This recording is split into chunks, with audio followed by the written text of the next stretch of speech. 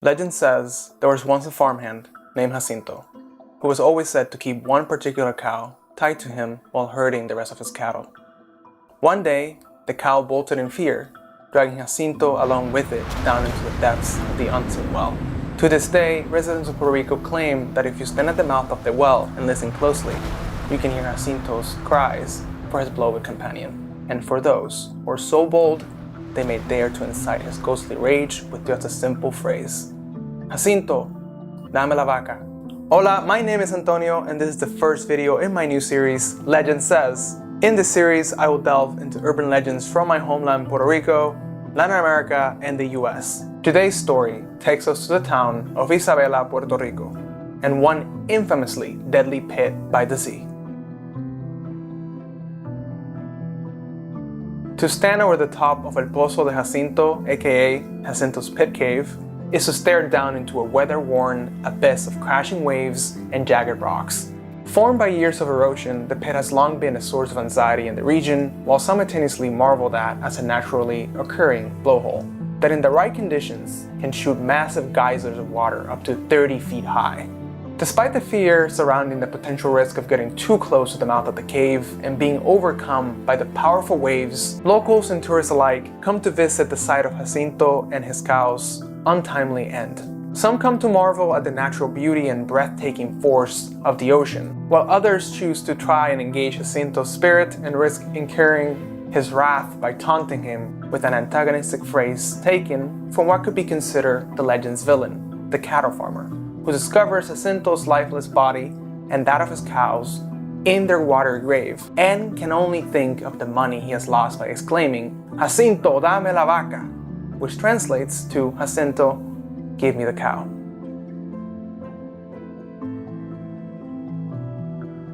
As with any legend, especially those passed down through the tradition of oral storytelling, there are multiple iterations, sometimes with contrasting details. And Jacinto's story is no different. In one version, Jacinto is a young boy who always kept the family cow close to him. In another version, Jacinto is a jíbaro, a farmer himself.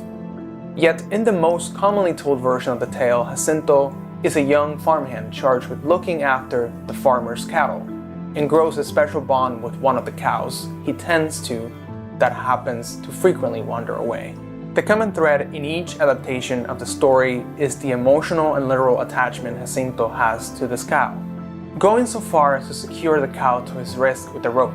Unfortunately, in every retelling of the tale, his dedication ultimately and unfairly leads to his end. What follows is, according to my research, the most well-known account of el pozo de Jacinto, translated from Spanish to English.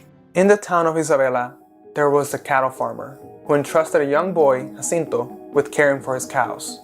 Jacinto enjoyed the peaceful company of the livestock.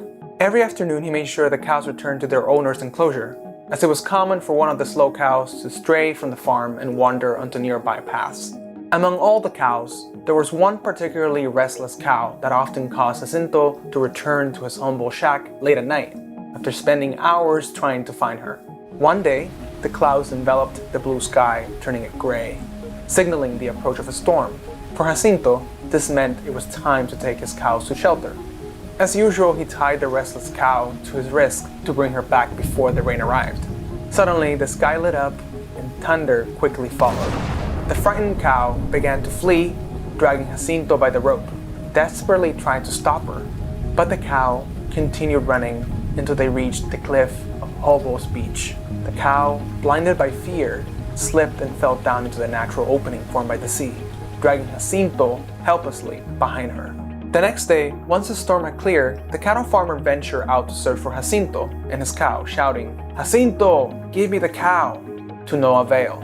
Eventually, he happened upon the well and noticed that water was spewing from it, furiously, producing a thunderous sound of anger. As he looked down into the opening, he saw at the bottom the bodies of Jacinto and the cow violently hitting the rocks. Instead of being disturbed at the tragic scene, the owner shouted and cursed his bad luck for losing the cow. Now with rage, he yelled down at Jacinto's lifeless body, Jacinto, give me the cow! Jacinto's fate did not matter to him. as he believed Jacinto was responsible for the death of his prized animal. Since then, it is said that anyone who approaches the well and shouts, "Jacinto, dame la vaca," 3 times, will disturb the boy's spirit and be met with his anger in the form of blasting ocean waves.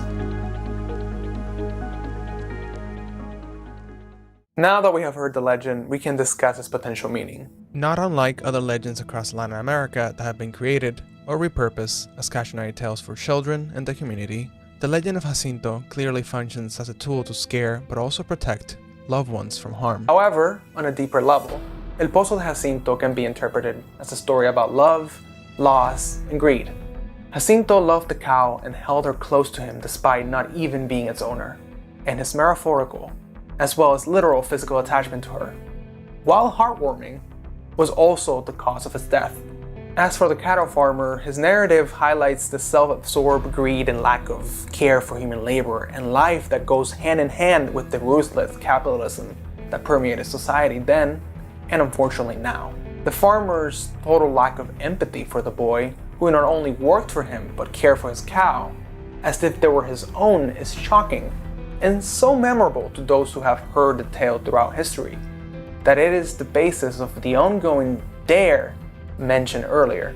These details lead me to believe that the legend of Jacinto has roots among working class communities in Puerto Rico, who were drawing from their own experiences when creating stories. Ultimately, you could argue that the devaluation and disposability of workers is the true horror to be found in this historic legend. I mean, can you even imagine seeing a dead boy and a cow at the bottom of a pit and your first thought is, damn, I lost some beef? But jokes aside, I would love to hear your interpretations in the comments down below. And that concludes today's tale, but if you enjoyed watching this, please consider subscribing, it helps a lot. Hit that like button if you want to see more content like this, and I'll see you all in the next video. Bye.